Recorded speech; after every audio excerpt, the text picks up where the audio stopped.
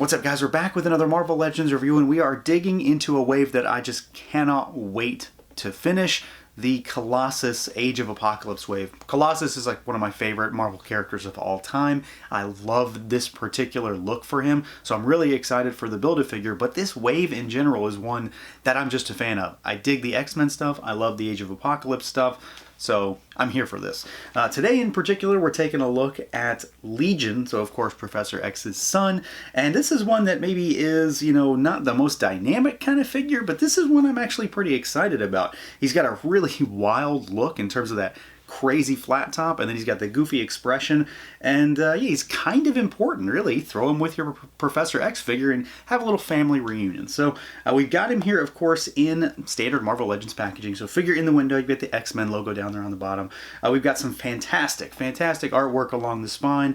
I'm a big fan of this particular series, you know, going back, of course, to the first Age of Apocalypse wave with this artwork, and then you've got a bigger shot of that on the back, our cross-cell, and then a little bit of a bio. So let's do it. Let's pull them out and take a look.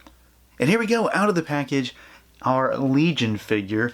And this guy is definitely an interesting figure because he's very much a plain figure in many respects, but he's a figure that I actually really wanted this guy.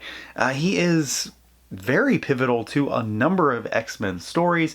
I mean, he's Professor X's son, so of course there's a lot going on with this guy, but he is definitely more on the plain side of the spectrum when it comes to just being a figure, because he doesn't have any crazy or overt appearance outside of his, well, all of this up here on his head, but he's just a normal guy. So he doesn't have any kind of crazy mutation like that. You know, of course, he has powers of the mind. So he is a little bit more on the plain side, but when you get into the deeper side of the X roster, I suppose, he's a cool one to be able to add to the shelf. So let's see what he can do. See how he moves around. He is, I mean, he's exactly what you think he is for the most part. He has one very, very important bit of articulation that, I mean, it's pretty standard articulation, but they gave him exactly what he needs.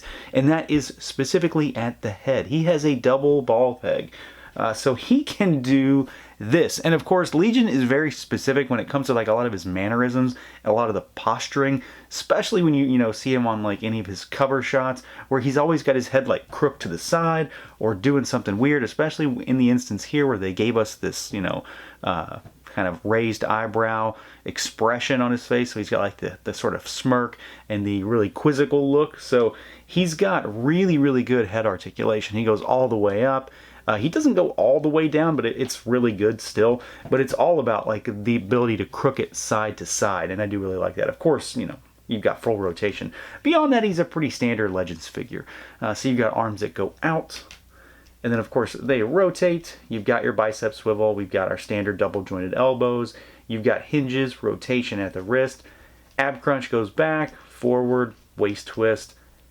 Legs out at the side. I think these are the Shang-Chi legs, if I'm correct. I don't have him handy to double check, but I think that's these same legs. Kick forward, kick backwards. You've got your cut at the thigh.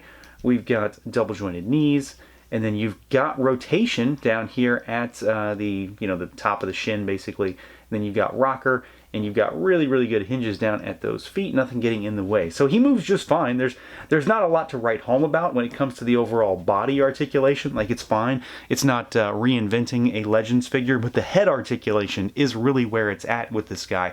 It's really expressive, and it just adds a lot more to the expression on his face when you're able to do something, you know, like this, and then get sort of like a downward shot, or do something like this where you're looking up at him or something like that. So it's a small thing, but it's a big thing for him as a character. Now, aesthetically, he's kind of a what you see is what you get kind of a figure. So I suspect that there's going to be some folks out there that maybe snatch him up to do customs, or just to have some background fodder, because of course, you know, he's like a psych patient type of suit, the blue bodysuit with a lot of shading all over it.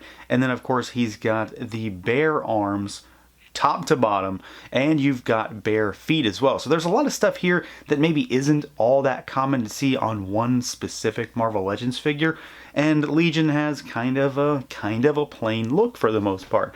I do really like this figure though.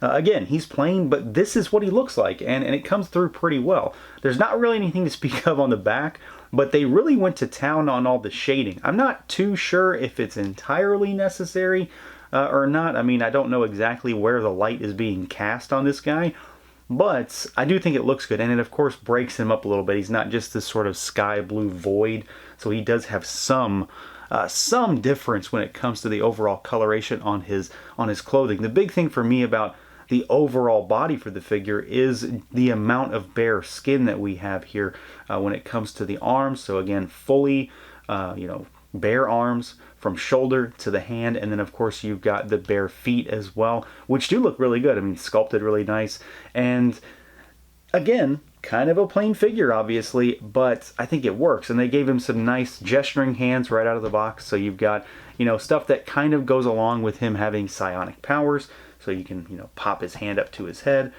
something like his pops would do, things of that nature.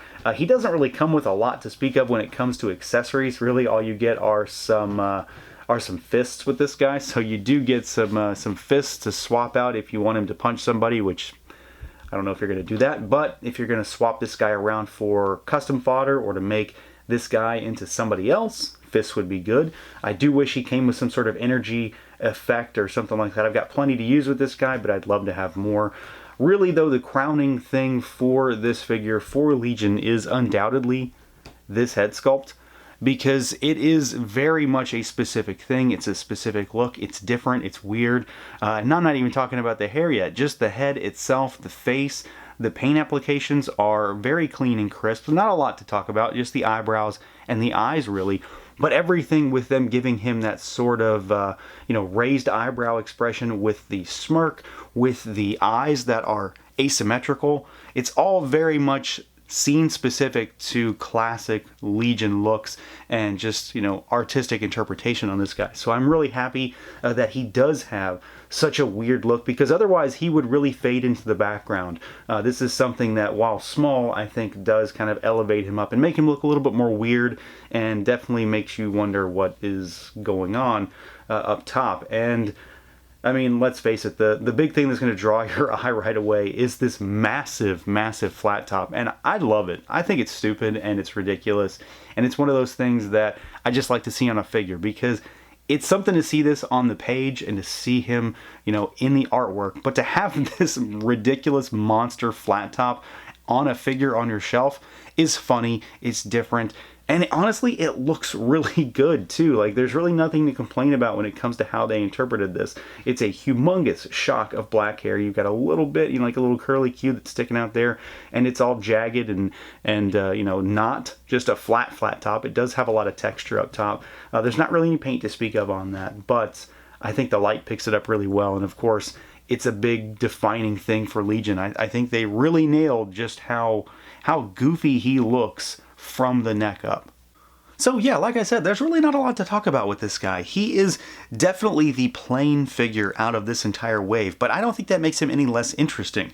He just happens to be a guy that is in clothing. That's his thing. That's his look. And I think Hasbro did a pretty good job of translating that into figure form. I don't know how high up on everybody's wants list Legion is, but I think it's a pretty solid entry in the line, and one that I'm happy to add next to, Professor X, just because he is a pretty big character, and one that I did not expect to be getting anytime soon. The only real negative I have for this figure, honestly, is the fact that he doesn't have any kind of effect parts.